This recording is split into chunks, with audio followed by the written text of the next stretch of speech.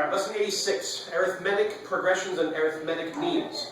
And if you were looking at the words of that, you were saying, wait a second, that word is arithmetic. Arithmetic is the noun, arithmetic is the adjective. Green. There are two components to this formula, if you will. There's an A, or A sub 1, which is your first term, and the D is called the common difference. I can coded it in green. That means that in your homework, you better write this in green. Just kidding. And D is the amount, an arithmetic sequence. Arithmetic talks about what? Numbers. Yeah, but usually it's the really basic stuff like addition and subtraction. The idea with an arithmetic sequence is if you start with some number, and then to get the next number in the sequence, you add something. For example, 3, 6, 9, 12, 18. Oh, you want us to add it? 15, I'm sorry. Oh, sorry, just this is to an add advanced math class. Let's try this again. 3, 6, 9, 12, 18. 15, 18, 21, 24, Okay. 26. Alright, how about 2, 6, 10, 14, 18, 22, 26, 26, 30, 34. Okay, catching on.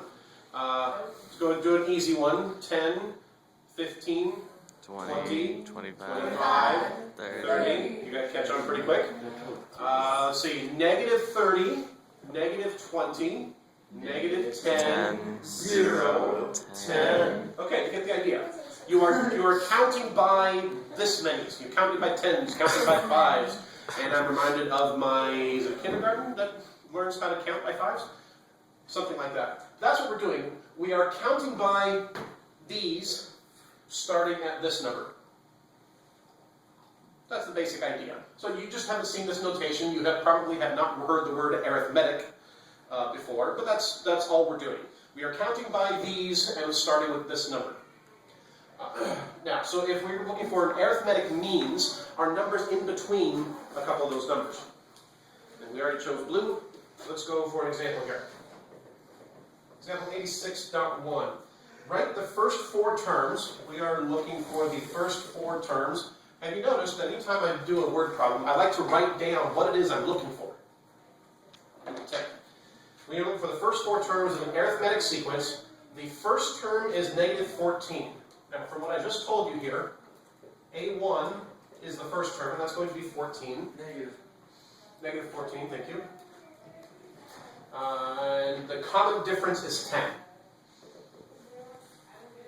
If this is our first term, and we get the next term by adding, if we're counting by these, counting by 10, starting at negative 14, what's my next number? What's negative 14 plus 10? Negative 4, Plus 10? 6, I'm 6. Plus 10? 16. We have answered the question. Like I said, thank you very much. Like I said, new concept, but it's pretty simple at that point. Let's do another one. Example 86.2. We want the 25th term. Oh dear. Well, that one was simple. We want the 25th term of the sequence. The first term